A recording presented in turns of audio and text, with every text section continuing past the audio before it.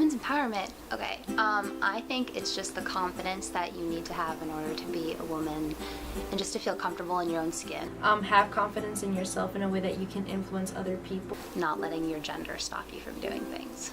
Empowerment is something that comes from others and not necessarily yourself. I think in order for you to feel empowered, other people need to empower you. Something that someone recognizes from within.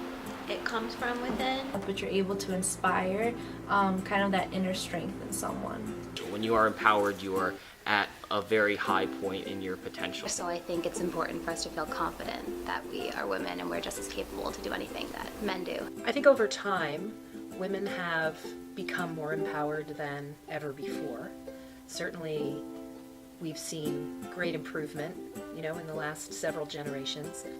Doesn't change the fact that the numbers are still too small and that too few women either see themselves as empowered to do a variety of things or feel that they don't have the opportunity to do those things. Women in general face so much adversity both in America and in a global context, and it's not something that is often spoken about. And I think it's really important to empower the women, not only in the world but also in our local community, so that they know that there are people here who are ready to mentor and help them in whichever way they can, so that they too can contribute later in the future. Women need empowerment because they need to know that, at Lehigh or in life, that they should be free to do whatever they want, to be whoever they want. Yes, self-empowerment has to happen, and we need to keep working on the systems that breed and foster sexism. I don't know why, but we are taught to feel inferior towards men, and especially, as I said, I'm an engineer.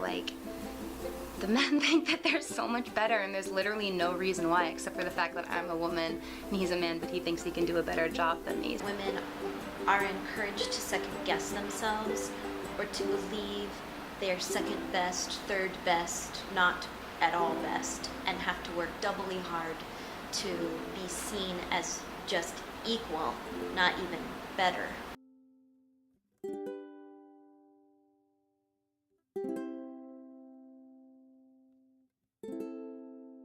I was really excited about the IFC discussion on Monday. So IFC, on Monday we held a discussion about women shaming. Together we came up with the women shaming discussion, and we thought it would be really great because it kind of catches a lot of people's attention if IFC is hosting a discussion on women shaming. It's something that we talked about in our board meeting, making sure that we had real topics, not just topics that came from the internet or something, but that related to Lehigh.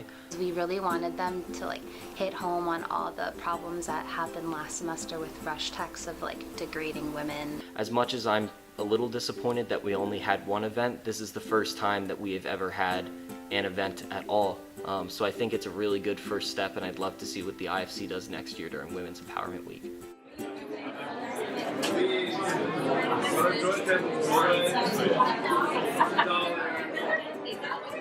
LTA, my chapter specifically, has brought the Bandana Project, and the Bandana Project is something where we ask people to decorate a bandana to show solidarity and stand against sexual violence against farm worker women who go raped and sexually assaulted in the fields, but because most of them are undocumented, they never get justice.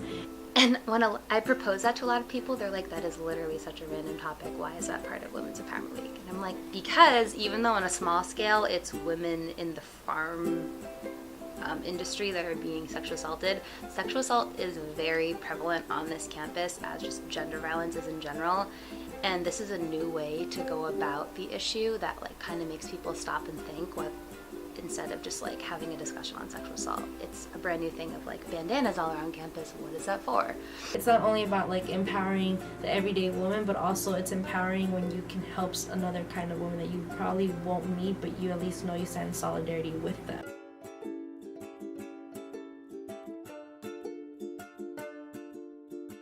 This year, Sarah Sullivan has done an amazing job of bringing together different departments, organizations, and groups that want to contribute to the week to organize and create connections and kind of coalition building across the groups. So if anyone looks at the list of events for this week, they'll see a combination of critical analysis, education, dialogue, celebration, relaxation, and self-care.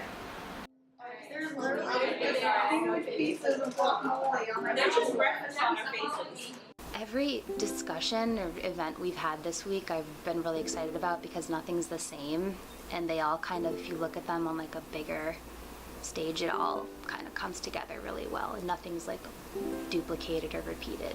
The Baker Institute is committed to helping the Women's Center and the Pan-Hel Council to make the biggest impact we possibly can with Women's Empowerment Week. So we try to be a facilitator for the conversation. We help with publicity for all the events so that the week is well known across campus to whatever extent we can help with that. The one sort of glitch that can happen is that people can look at the week and think, oh, it's just for women.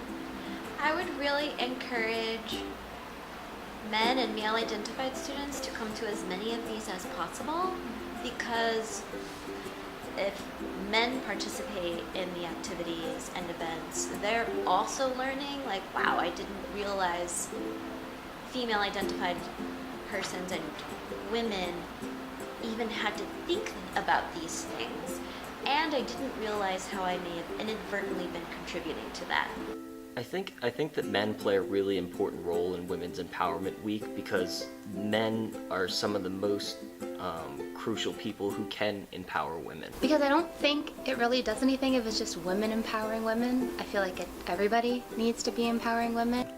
I think there's kind of this stigma that women need to empower other women, and I think that men showing their support is really helpful towards that. And excluding 60% of our student body is not really helpful with trying to empower everybody, which is why I think it actually helps a lot more if men are involved with empowering women.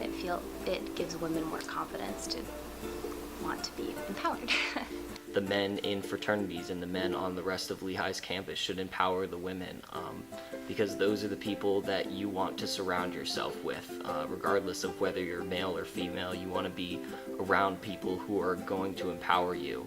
We've been working for decades, centuries in the world to help develop and promote women finding their own empowerment and achieving education, leadership, government, financial successes, and I don't think we've been bringing men into the conversation as much as we might. Men supporting this movement, and I think that helps it a whole lot.